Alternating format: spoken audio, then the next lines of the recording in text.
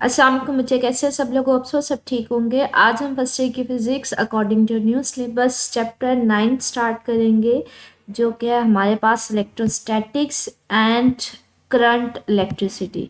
अच्छा, इस चैप्टर के ना दो पोर्शन है। पहले वाले हाफ पोर्शन में हम इलेक्ट्रोस्टैटिक्स की बात करेंगे। इलेक्ट्रो का मतलब होता है चार्ज, स्टैटिक का मतलब है रेस्ट। तो आधे चैप्टर में हम देखेंगे कहीं पे कोई चार्जेस पड़े हैं लेकिन वो रेस्ट पे है। फॉर एग्जांपल कहीं पे पॉजिटिव चार्ज पड़ा है या कहीं पे नेगेटिव चार्ज पड़ा है और वो रेस्ट पे, उनसे डिफरेंट रिलेटेड डिफरेंट प्रॉपर्टीज देखेंगे, उनके दरमियान फोर्स किस तरह से एक्ट करती है, वो सारा चीज़ देखेंगे। उसके अगले पोर्शन में हम देखेंगे अगर कोई चार्जेस हैं वो मूव कर रहे हैं। फॉर एग्जांपल कोई पॉजिटिव चार्ज है वो मूव कर रहा है, कोई इलेक्ट्रॉन है वो मूव कर रहा है, उससे मतलब करंट को बेसिकली कहीं पे चार्जेस मूव कर रहे हो ना, तो उसको हम नाम देते हैं करंट इलेक्ट्रिसिटी की। तो आधा चैप्टर जो है बच्चे वो इलेक्ट्रोस्टैटिक्स है, मतलब हम सिर्फ और सिर्फ चार्जेस रेस्ट पे पड़े होंगे, उनसे रिलेटेड डिफरेंट फिनोमिनास को देखेंगे। और रिमेनिंग चैप्टर में हम देखेंगे चार्जेस मूव कर रहे हैं, उससे रिलेटेड हम डिफरेंट प्रॉपर्टीज़ को देखेंगे। तो चलिए स्टार्ट करते हैं इस चैप्टर को। सबसे पहले हमारे पास इंट्रोडक्शन में आ जाता है। हमारे पास इंट्रोडक्शन में देखते हैं क्या कहते हैं हमें। कहते हैं हमें पता है कि जो हमारे पास चार्ज है इलेक्ट्रॉन का वो बिल्कुल सेम होता है, ये इक्वल होता है जितना हमारे पास प्रोटॉन का चार्ज होता है। दोनों के ऊपर जो चार्ज की वैल्यू होती है वो सेम होती है, वो होती है 1.6 मल्टीप्लाई 10⁻19 कूलम। इलेक्ट्रॉन के ऊपर चार्ज की वैल्यू भी यही होती है, प्रोटॉन के ऊपर भी यही होती है। सिर्फ और सिर्फ फर्क क्या होता है, प्रोटॉन के ऊपर प्लस चार्ज होता है और इलेक्ट्रॉन के ऊपर माइनस चार्ज होता है। बाकी दोनों के ऊपर चार्ज की जो अमाउंट होती है वो सेम होती है। दोनों के ऊपर 1.6 मल्टीप्लाई 10⁻19 चार्ज ही होता है। फॉर एग्जाम्पल हमारे पास एटम में ना ये तीन पार्टिकल्स पाए जाते हैं, प्रोटॉन, न्यूट्रॉन और इलेक्ट्रॉन। ठीक है, जितना चार्ज प्रोटॉन का होता है 1.6 मल्टीप्लाई 10⁻19, उतना ही चार्ज इलेक्ट्रॉन का होता है। सिर्फ और सिर्फ होता क्या, प्रोटॉन के ऊपर चार्ज प्लस होता है और इलेक्ट्रॉन के ऊपर चार्ज माइनस होता है। ठीक है, ये न्यूट्रॉन है, न्यूट्रॉन के ऊपर कोई चार्ज नहीं होता। तो यहाँ पे हमारी बुक में सिर्फ प्रोटॉन और इलेक्ट्रॉन का जिक्र हो रहा है, तो हम ये देखेंगे। ठीक है, तो ये फंडामेंटल चार्ज है, ये मिनिमम चार्ज है जो पार्टिकल के ऊपर पाया जाता है, चाहे वो इलेक्ट्रॉन है चाहे वो प्रोटॉन है। ठीक है, सिर्फ और सिर्फ साइन का डिफरेंस आएगा, एक के ऊपर प्लस आएगा और एक के ऊपर माइनस आ जाएगा। कहते हैं जो कूलम है ना, ये बेसिकली हमारे पास चार्ज का यूनिट है। ये एमसीक्यूज में पूछ लिया जाता है कि ऐसा यूनिट क्या है हमारे पास चार्ज का। नीचे आ जाता है कूलम आ जाता है, हमारे पास अम्पेयर आ जाता है, डिफरेंट ऑप्शंस आ जाते हैं। तो याद रखिएगा चार्ज का जो ऐसा यूनिट होता है वो हमारे पास क्या है, कूलम। तो यहाँ पे ये कह रहे हैं ये स्मॉलेस्ट चार्ज है, ठीक है, जो अभी तक डिस्कवर किया गया है। ये मिनिमम चार्ज की वैल्यू है, किसी ऑब्जेक्ट के ऊपर जो चार्ज है इससे ज़्यादा भी हो सकता है। कहते हैं चार्ज यूजुअली हमारे पास किसी भी ऑब्जेक्ट के ऊपर किस तरह से पेयर होता है, जब कोई एटम जो है या ऑब्जेक्ट जब कोई इलेक्ट्रॉन ले रहा होता है या दे रहा होता है। ये हमने कंसेप्ट पहले भी पढ़ा। याद रखिएगा बच्चे, अगर कोई एटम अपना इलेक्ट्रॉन दे देता है, फॉर एग्जांपल बच्चे यहाँ पे सोडियम और क्लोरीन की मैंने एग्जांपल ली है। अगर कोई एटम अपना इलेक्ट्रॉन दे देता है तो उसके ऊपर प्लस चार्ज आ जाता है, और अगर कोई एटम किसी से इलेक्ट्रॉन ले रहा होता है तो उसके ऊपर माइनस चार्ज आ जाता है। तो हमारे पास जो इलेक्ट्रॉन एटम किसी भी ऑब्जेक्ट के ऊपर जो चार्ज आ रहा होता है वो चार्ज डिपेंड करता है उसने कितने इलेक्ट्रॉन लिए हैं या दिए हैं। तो अगर कोई इलेक्ट्रॉन दे देता है, रिमूव करता है, तो उसके ऊपर प्लस चार्ज आ जाता है। अगर कोई गेन करता है तो उसके ऊपर माइनस चार्ज आ जाता है। ठीक है, तो यहाँ पे ये याद रखिएगा जितने, फॉर एग्जांपल यहाँ पे मैंने सिचुएशन आपको दिखाई है कि यहाँ पे एक इलेक्ट्रॉन दे रहा है तो उसके ऊपर +1 चार्ज आया। अगर यहाँ से दो इलेक्ट्रॉन्स निकल जाते हैं तो +2 चार्ज आ जाता है। इसी तरह से जितने इलेक्ट्रॉन लेगा उसके ऊपर उतने ही माइनस चार्ज आ जाएंगे। यहाँ पे उसने एक इलेक्ट्रॉन लिया था तो -1 चार्ज आएगा, अगर दो इलेक्ट्रॉन लेता तो ये -2 आ जाता है उसके। तो कहते हैं हमारे पास जो टोटल चार्ज की वैल्यू ना किसी भी ऑब्जेक्ट के ऊपर वो इंटेग्रल मल्टीपल होती है ई का, मतलब चार्ज का जो हमारे पास ये जो स्मॉलेस्ट चार्ज है ना इसका मल्टीपल होता है। फॉर एग्जाम्पल अगर कोई ऑब्जेक्ट है उसने दो इलेक्ट्रॉन गेन किए हैं तो इसके ऊपर जो चार्ज होगा टोटल वो इसका 2 टाइम होगा, मतलब 2+2 होगा या +2e होगा। ठीक है, मतलब अगर किसी ने दो इलेक्ट्रॉन लूज किए हैं और अगर किसी ने कोई फॉर एग्जाम्पल 3 इलेक्ट्रॉन लूज किए हैं तो +3e होगा। तो ये इस चार्ज का मल्टीपल होता है। तो किसी भी ऑब्जेक्ट के ऊपर जो चार्ज होता है वो इस स्मॉलेस्ट चार्ज का मल्टीपल होता है। ये कितना मल्टीपल होगा ये डिपेंड करेगा उसने कितने इलेक्ट्रॉन लिए हैं या दिए हैं। फॉर एग्जाम्पल दो इलेक्ट्रॉन लेगा तो उसके ऊपर -2e आ जाएगा। अगर उसने 3 इलेक्ट्रॉन दिए होंगे फॉर एग्जाम्पल तो +3e आ जाएगा। तो यहाँ पे कहते हैं एन जो है इंटीजर है, ये सिर्फ नंबर है जो बता रहा है कि हमारे पास किसी भी ऑब्जेक्ट के ऊपर जो चार्ज है वो इसका एन टाइम, जो सिंपलेस्ट जो स्मॉलेस्ट चार्ज है उसका एन टाइम होता है। ठीक है, तो यहाँ पे सिर्फ और सिर्फ आपने याद क्या करना है, आपने सिर्फ ये याद करना है कि जो स्मॉलेस्ट चार्ज एग्जिस्ट करता है वो इलेक्ट्रॉन प्रोटॉन दोनों का सेम होता है, और स्मॉलेस्ट चार्ज की वैल्यू कितनी होती है 1.6 मल्टीप्लाई 10⁻19। दूसरा, किसी भी ऑब्जेक्ट के ऊपर जो चार्ज होते हैं वो स्मॉलेस्ट चार्ज ई का हमारे पास इंटेग्रल मल्टीपल होता है। अच्छा, ये क्वेश्चन याद करने वाली है बच्चा, ये एमसीक्यू में पूछ ली जाती है और आपके पास कह लें कि ई यूज़ भी हो जाती है न्यूमेरिकल में। ठीक है, आपका मेन कंसर्न जो है यहाँ पे आपने याद क्या करना है, ये पहली डेफिनेशन आपके पास यहाँ पे आ रही है इलेक्ट्रोस्टैटिक्स की। इलेक्ट्रोस्टैटिक्स जो मैंने आपको चैप्टर का नेम बताते हुए एक्सप्लेन किया था, इलेक्ट्रो का मतलब होता है चार्ज, स्टैटिक का मतलब है रेस्ट। तो इस सारी ब्रांच में हम सिर्फ उस चीज़ को स्टडी करेंगे जब चार्जेस रेस्ट पे होंगे, तो उनकी प्रॉपर्टीज़ वगैरह को स्टडी करेंगे। ठीक है, और इलेक्ट्रिक करंट क्या होती है, जब चार्जेस मूव कर रहे होंगे। ठीक है, when charges are motion in motion then we call this is the electric current, तो उसमें हम इलेक्ट्रिक करंट का नाम देते हैं। तो ये डेफिनेशन आ जाती है। इलेक्ट्रोस्टैटिक को डिफाइन करें, इलेक्ट्रिक करंट को डिफाइन करें, तो इलेक्ट्रोस्टैटिक है अगर कोई चार्जेस रेस्ट पे हो उनकी स्टडी को हम नाम देते हैं इलेक्ट्रोस्टैटिक्स का, और अगर चार्जेस मूव कर रहे हो तो हम उसको नाम देते हैं इलेक्ट्रिक करंट का। ठीक है, ये हमारे पास एक छोटा सा इंट्रोडक्शन था जिसमें मैंने आपसे बता दिया। आपने सिंपली याद क्या करना है कि आपने मेन इक्वेशन आपने ये माइंड में रखनी है कि किसी भी ऑब्जेक्ट के ऊपर जो चार्ज होता है वो ई का स्मॉलेस्ट चार्ज का इंटेग्रल मल्टीपल होता है। मतलब 2 ई हो सकता है, 3 ई हो सकता है, एंड 4 एंड सो ऑन। ठीक है, सेकंड आपने इलेक्ट्रोस्टैटिक की डेफिनेशन याद करनी है, इलेक्ट्रिक करंट की याद करनी है। बाकी इसको एक दफ़ा पढ़ लीजिएगा, ये कूलम जैसे मैंने आपसे कहा कि एमसीक्यू में आ जाता है। ठीक है, आगे हमारे पास जो मेन टॉपिक है that is the Coulomb's law. ये थोड़ा सा मिस प्रिंट हुआ है, ये बेसिकली कूलम्स लॉ है। अब कूलम्स लॉ हमारे पास है क्या, उस चीज़ को देखते हैं। हमारे पास एक लॉ था, ये हमारे पास एक साइंसदान था, उसी के नेम पे इसको नाम दिया गया था Coulomb's law. Charles de coulomb हमारे पास एक साइंसदान था, 1874 में उसने मेजरमेंट की थी बिटवीन टू चार्जेस, फोर्स की मेजरमेंट। मिसाल के तौर पर हमारे पास उसका आइडिया बेसिकली था, कूलम्स के आइडिया से पहले ना हमें ये तो पता था कि अगर दो सिमिलर चार्जेस हों तो वो एक दूसरे को रिपेल करते हैं, और अगर ऑपोजिट चार्जेस हों तो वो अट्रैक्ट करते हैं। ठीक है, लेकिन हमें ये नहीं पता था कि उनके दरमियान वो कितनी फोर्स लगा रहे होते हैं। अगर सिमिलर चार्ज या अपोजिट चार्जेस हैं, अगर वो एक दूसरे को रिपेल कर रहे हैं या अट्रैक्ट कर रहे हैं, तो कितनी फोर्स के साथ वो एक दूसरे को रिपेल करेंगे या अट्रैक्ट करेंगे। तो बेसिकली जो कूलम की कंट्रीब्यूशन थी वो यही थी कि उसने उस फोर्स को क्वांटिफाई किया था, मतलब उसकी क्वांटिटी मालूम की थी कि अगर दो सिमिलर चार्जेस हैं और वो एक दूसरे को रिपेल कर रहे हैं, तो बेसिकली उसने बताया था वो कितनी फोर्स लगाएंगे एक दूसरे के ऊपर। उसने उसकी क्वांटिटी मालूम करने के लिए फार्मूला दिया था, उसने क्वांटिटी मालूम की थी। ठीक है, तो इसका फंडामेंटल कह लें कि प्रिंसिपल जो था वो बेसिकली इलेक्ट्रोस्टैटिक्स में था कि अगर दो चार्जेस रेस्ट पे पड़े हैं, इलेक्ट्रोस्टैटिक का मतलब है चार्जेस अगर रेस्ट पे पड़े हैं, तो उसने मालूम किया था कि वो एक दूसरे के ऊपर कितनी फोर्स लगाएंगे। अगर सिमिलर चार्जेस हैं तो वो कितनी फोर्स के साथ एक दूसरे को रिपेल करेंगे, अगर ऑपोजिट चार्जेस हैं वो कितनी फोर्स के साथ एक दूसरे को अट्रैक्ट करेंगे। तो ये एमसीक्यू में आ जाता है कि उसकी कंट्रीब्यूशन थी क्या, बेसिकली उसने क्वांटिफाई किया था फोर्सेस को बिटवीन टू चार्जेस, कि फोर्सेस की मिकदार, क्वांटिफाई का मतलब होता है क्वांटिटी मालूम करना। ठीक है, और ये सबसे पहले उसने किस साल में आइडिया दिया था, 1874। तो उसने बेसिकली उसकी कंट्रीब्यूशन यही थी, उसने फोर्स मालूम की थी बिटवीन चार्जेस कि फोर्स की मिकदार कितनी होगी। वो सिमिलर चार्जेस होंगे तो रिपल्सिव फोर्स होगी, ऑपोजिट होंगे तो अट्रैक्टिव। तो फोर्स की उसने बेसिकली क्वांटिटी मालूम की थी। उसने कुछ एक्सपेरिमेंट्स किए, कुछ मेजरमेंट्स की, तो उसने ना उन मेजरमेंट्स को स्टेटमेंट के फॉर्म में प्रोवाइड किया। तो ये जो आपके पास स्टेटमेंट है ये बेसिकली कूलम्स लॉ की हमारे पास करें डेफिनेशन है। उसने कहा कि हमारे पास जो फोर्स है दो चार्जेस के दरमियान वो डायरेक्टली प्रोपोर्शनल होती है मैग्नीट्यूड ऑफ चार्जेस, कि अगर ये दो चार्जेस हैं तो इनके ऊपर चार्ज की मिकदार कितनी है उसके डायरेक्टली प्रोपोर्शनल होगा। डायरेक्टली प्रोपोर्शनल का मतलब है चार्ज बढ़ेगा तो फोर्स भी उनके दरमियान में बढ़ेगी, और इनवर्सली प्रोपोर्शनल होगा उनके डिस्टेंस के।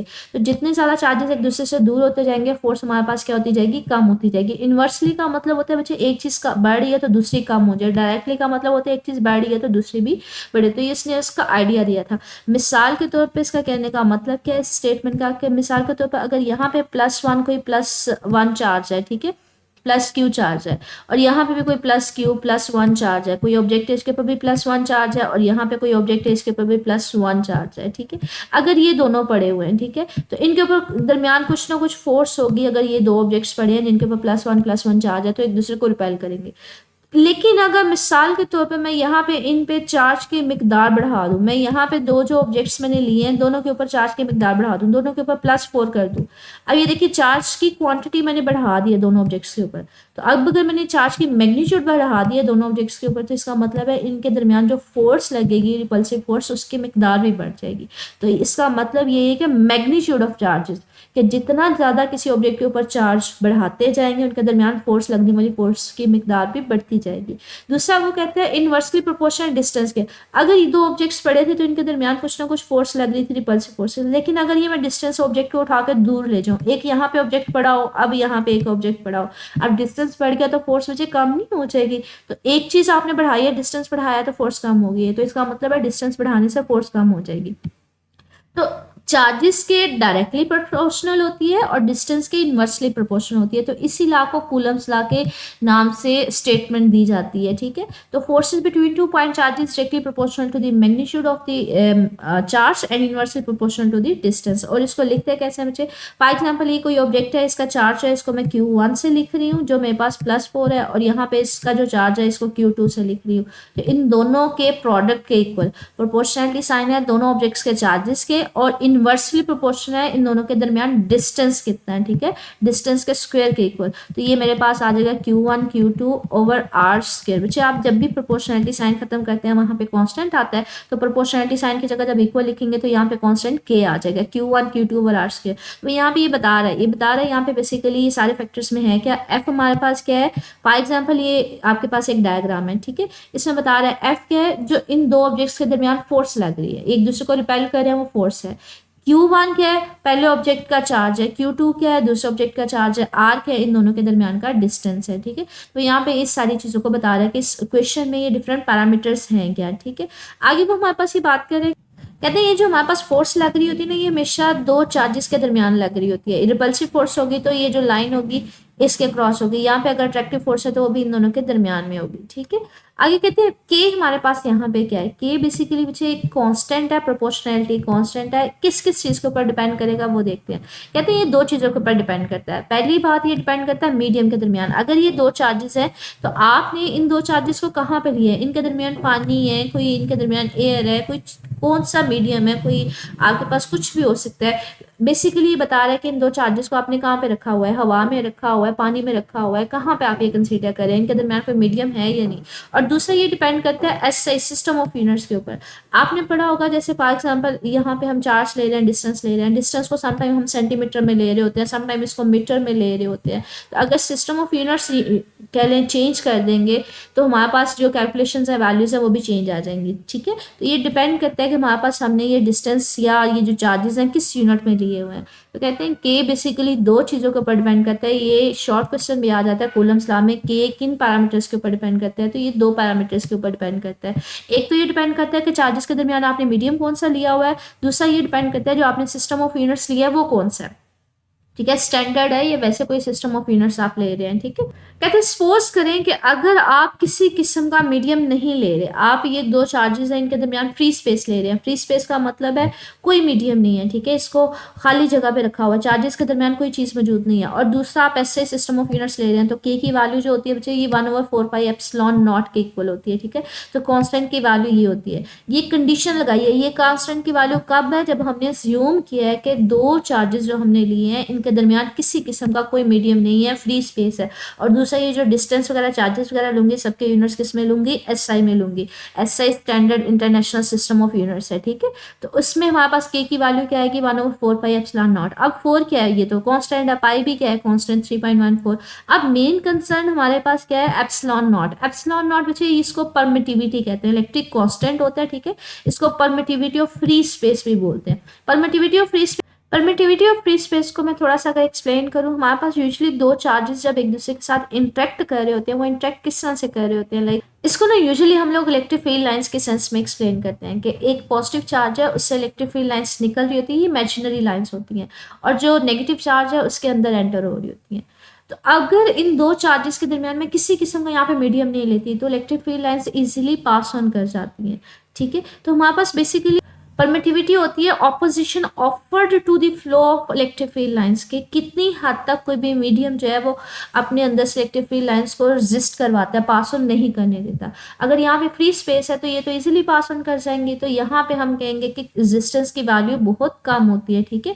तो यहाँ पे हमारे पास फ्री स्पेस के केस में ये देखें 8.85 मल्टीप्लाई 10⁻12 इतनी कम होती है, ठीक है, क्योंकि इजीली दो चार्जेस एक दूसरे के साथ इंटरेक्ट कर रहे होते हैं, एक दूसरे को रिपेल कर रहे होते हैं या अट्रैक्ट कर रहे होते हैं, तो हमारे पास इसलिए यहाँ पे कोई किसी किस्म की अपोजिशन एज सच फेस नहीं करनी पड़ रही होती, तो इसलिए इसकी वैल्यू बहुत कम होती है 8.85 मल्टीप्लाई 10⁻12। अच्छा, इसका यूनिट है साथ में कूलम पर न्यूटन पर मीटर स्क्वायर। इसका यूनिट कैसे निकल सकता है, आप इसका यूनिट इस फार्मूले से निकाल सकते हैं। वो कैसे निकाल सकते हैं, आप के की वैल्यू यहाँ पे पुट ऑन करें तो फोर्स किसके इक्वल आ जाएगा हमारे पास, F is equal to 1/4 pi epsilon naught Q1 Q2 over R square. आपने एप्सिलॉन नॉट के यूनिट्स निकालने बच्चे, इसको इधर ले जाए, 4 पाई तो वैसे कांस्टेंट है, फोर्स को नीचे ले आए तो ये मेरे पास क्या बन जाएगा, ये नीचे इधर डिवाइड हो रहा था, अगर दूसरी साइड पे जाएगा तो ये मल्टीप्लाई हो जाएगा, इधर डिवाइड हो रहा था इधर मल्टीप्लाई हो जाएगा।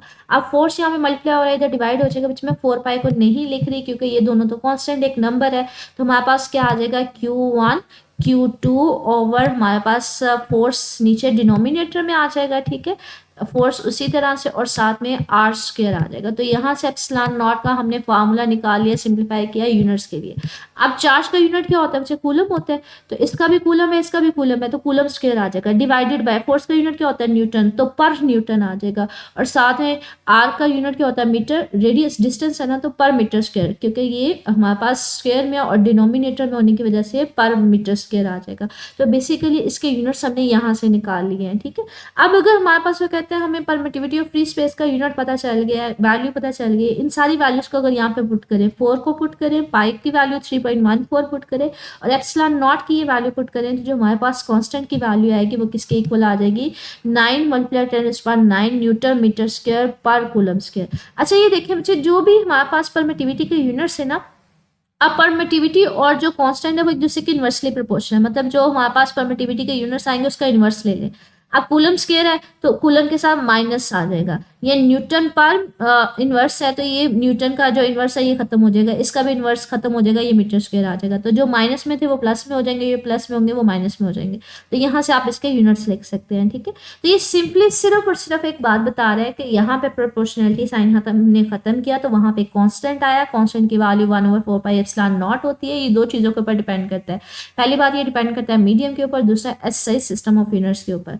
ये कब हमने यूनिट लिखा है, जब आपने फ्री स्पेस ली है, कोई मीडियम नहीं लिया। तो फ्री स्पेस के केस में एप्सिलॉन नॉट की वैल्यू होती क्या है, 8.85 मल्टीप्लाई 10⁻12, ठीक है। तो मैंने आपको ये बताया भी है, हमारे पास ये परमिटिविटी होती क्या है कि बेसिकली जब दो चार्जेस एक दूसरे के ऊपर फोर्स लगा रहे होते हैं तो एक चार्ज से इलेक्ट्रिक फील्ड लाइंस निकल रही होती हैं दूसरे चार्ज की तरफ, तो कितना कोई मीडियम जो है अगर उनके दरमियान कोई हमने चीज़ प्लेस की है तो वो कितना उन इलेक्ट्रिक फील्ड लाइंस को रेजिस्ट करवाता है, पास नहीं करने देगा। अब यहाँ पे तो कोई मीडियम ही नहीं है फ्री स्पेस में, तो इलेक्ट्रिक फील्ड लाइंस आराम से गुजर सकती हैं, ठीक है।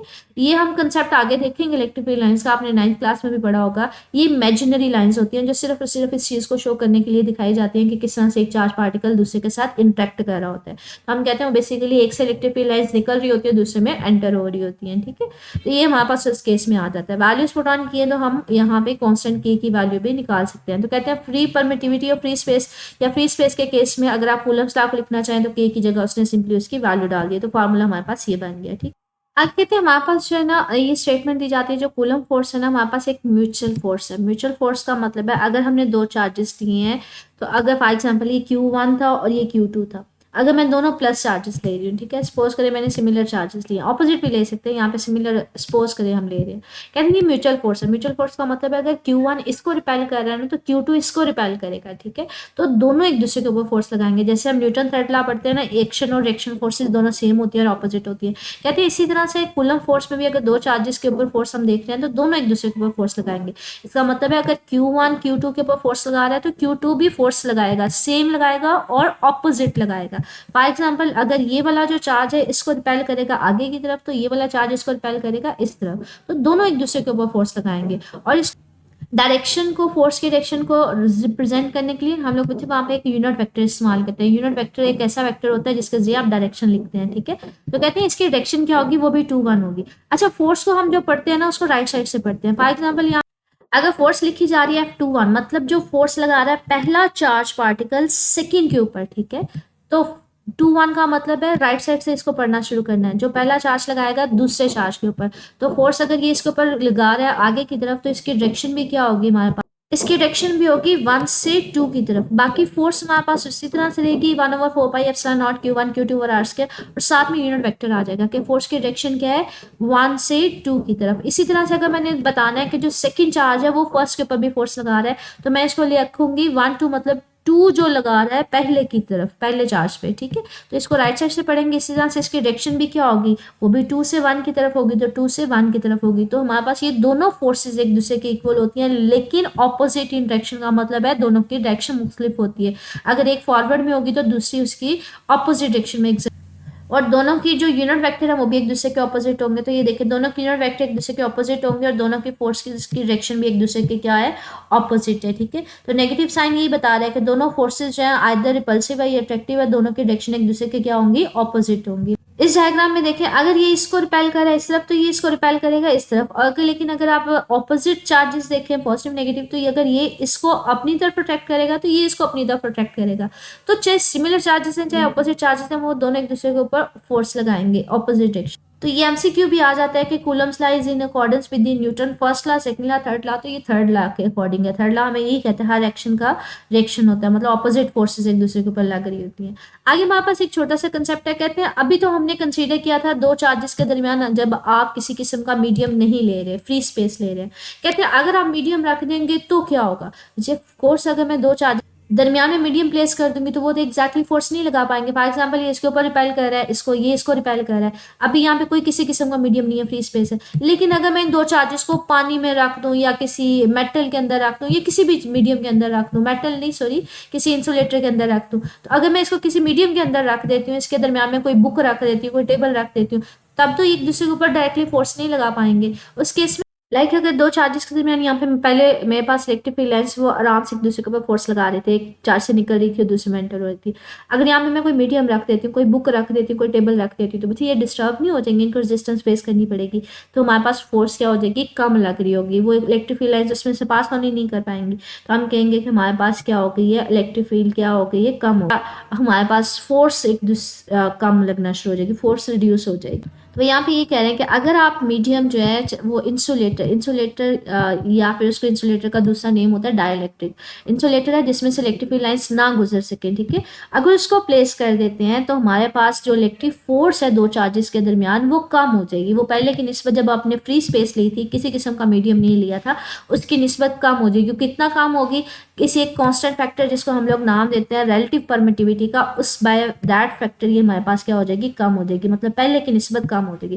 फॉर एग्जांपल पहले हमारे पास 1/4πε0 आ रहा था, अब एक एक्स्ट्रा फैक्टर आ जाएगा। ये फैक्टर बताएगा कि हमारे पास हमने कोई मीडियम लिया जिसकी वजह से फोर्स क्या है, कम हो गई है। डिनोमिनेटर में मुझे कोई चीज अपेयर हो जाए इसका मतलब होता है वैल्यू पहले की निस्बत कम हो गई है, ठीक है। तो कहते हैं अगर आप मीडियम प्लेस कर दोगे तो हमारे पास जितनी पहले फोर्स आ रही थी फ्री स्पेस के केस में जब आपने कोई मीडियम नहीं लिया था, उसकी निस्बत जो फोर्स है वो रिड्यूस हो जाएगी, वो कम हो जाएगी, ठीक है। तो हमारे पास फोर्स जो होती है वो पहले की निस्बत रिड्यूस हो जाती है। तो यहाँ तक ये टॉपिक आपका एंड हो गया। ये नीचे आगे एमसीक्यू लिखा हुआ है कि एयर के लिए जो हमारे पास रिलेटिव परमिटिविटी की वैल्यू होती है वो 1.0006 होती है। ये आपके पास ना साइड टेबल दिया हुआ है जिसमें डिफरेंट मटेरियल्स की परमिटिविटी की वैल्यूज दी हुई हैं। आपने जो याद करनी है, आपने वैक्यूम की याद कर पर सारी लीजिएगा, लेकिन ये याद जरूर कीजिएगा। एयर की याद कर लीजिएगा, ग्लास की याद कर लीजिएगा और वाटर की। ये मोस्ट कॉमनली जो है ना ये चार पूछ ली जाती है वैल्यूज एमसीक्यू। तो ये लॉन्ग क्वेश्चन है, इसको कुछ पार्ट्स में डिवाइड करेंगे। सबसे पहले आप इंट्रोडक्शन यहाँ पे देंगे या फिर आप इंपॉर्टेंस ऑफ कूलम्स लॉ देंगे, फिर आप स्टेटमेंट ऑफ कूलम्स लॉ देंगे, ठीक है।